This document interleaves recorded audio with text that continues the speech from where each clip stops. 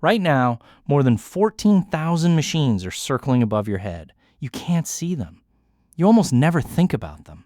But they are quietly telling your phone where you are, guiding ships across oceans, watching storms before they hit, and giving the modern world the one thing it needs to stay synchronized: time. Your maps need them. Your weather forecasts need them. Your banks, power grids, airplanes, and emergency systems all depend on signals falling from space. Now imagine they all disappeared. Not one satellite, not one network, all of them. No GPS, no satellite weather, no global timing signal, no eyes above Earth. The planet wouldn't go dark. It would go blind. Let's start with what you think you'd lose. No more satellite TV. No more GPS on your phone. A bad day, but survivable. Annoying, not apocalyptic. That's the mistake. Because satellites stopped being a luxury a long time ago. They quietly became infrastructure. Invisible, load-bearing infrastructure that the modern world is built on top of. Right now, there are over 14,000 active satellites in orbit, more than 10,000 of them belonging to a single company's internet network alone. Navigation, weather, communication, banking, shipping, farming, the military. All of it leans on the same thin layer of machines a few hundred miles up. Pull that layer away, and the problem isn't that your screen goes dark. The problem is that the world loses its senses, one at a time. Start with the one you'd notice first, GPS. You think of it as a map, a blue dot that tells you where you are. And yes, the moment it's gone, navigation gets hard. Planes, ships, delivery trucks, ambulances, suddenly all flying half blind. Remember that one word? Time? Here's what almost nobody understands about it. GPS isn't really about location at all. At its heart, it's about time. And time is the thread holding the entire modern world together. Every GPS satellite, there are about 31 of them, carries atomic clocks accurate to within 100 billionths of a second. And those clocks don't just help you find a coffee shop. They are the invisible heartbeat the modern world runs on. Banks use that timing to stamp the exact order of financial trades, millions of them, every second. Power grids use it to keep electricity flowing in sync across entire continents. Cell networks, the internet, stock markets, all of them quietly set their clocks by the satellites overhead. So if GPS vanished, you wouldn't just get lost. Time itself would begin to drift. Trades would fail. Grids would wobble. Networks would fall out of sync. One U.S. study estimated that losing GPS could cost the country $1 billion every single day. And here's the deeper problem. We didn't just build these tools. We forgot how to live without them. 100 years ago, a ship's navigator could find their position with a sextant, the stars, and a clock. Today, almost no one can. We handed that skill to the satellites and quietly let it die. The same is true for the sky.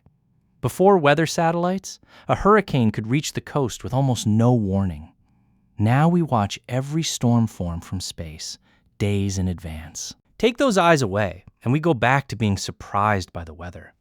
Except now there are 8 billion of us, packed into cities, depending on warnings that would no longer come. No early hurricane tracking, no tsunami alerts from orbit, no global view of wildfires, floods, or droughts. The planet would still be spinning. We just wouldn't be able to see what it was doing to us. But satellites don't actually vanish. And the real nightmare isn't them disappearing. It's how they could be taken from us. In 1978, a NASA scientist named Donald Kessler described a chilling idea. The space near Earth is getting crowded. Thousands of satellites. Millions of pieces of debris. Old rocket parts, dead satellites, flecks of metal. All racing around the planet at over 17,000 miles per hour.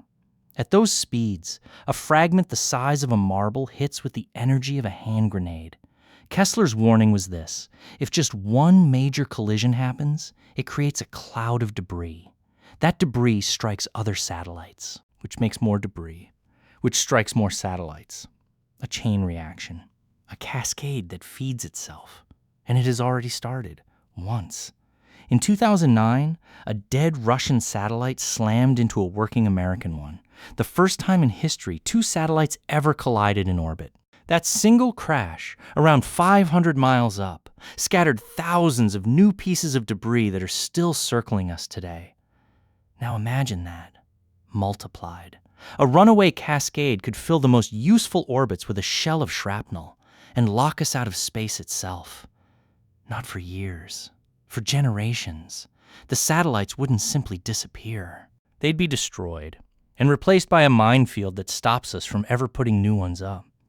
And on the ground, the blindness would set in slowly. The day the satellites died, your phone's map would freeze first. Then the timestamps would start slipping. Flights grounded, ports jammed, unable to track their own cargo, markets halting as trades lost their order. Within days, the forecasts would get worse, then vanish, and the first big storm would arrive with no warning at all. And the strangest part? The sky would look completely normal. No explosion, no darkness, just a slow, creeping confusion. A civilization that suddenly can't find itself, can't time itself, can't see itself. A planet with its eyes open, staring at nothing. And this is the quiet truth hiding in all of it. We didn't just launch machines into orbit. We built ourselves a 6th sense, a way to see the whole planet at once, its storms, its position, its time. We wrap the Earth in a nervous system of glass and metal. And then we let our old senses fade away. For almost all of human history, we navigated by the stars. We read the weather and the wind. We told time by the sun. We were limited, but we could always see. Now we see further than any humans ever have. We can watch a hurricane being born, follow a single ship across an empty ocean, and time a transaction down to a billionth of a second. But that vision doesn't belong to us. It belongs to a fragile layer of machines, a few hundred miles up, that we could lose in a single bad afternoon. We wouldn't make the Earth blind by losing our eyes. We'd make it blind by forgetting we ever had any of our own. The satellites are still up there tonight, watching everything, timing everything, seeing everything. And the day they stop, the whole world will open its eyes and realize it forgot how to see.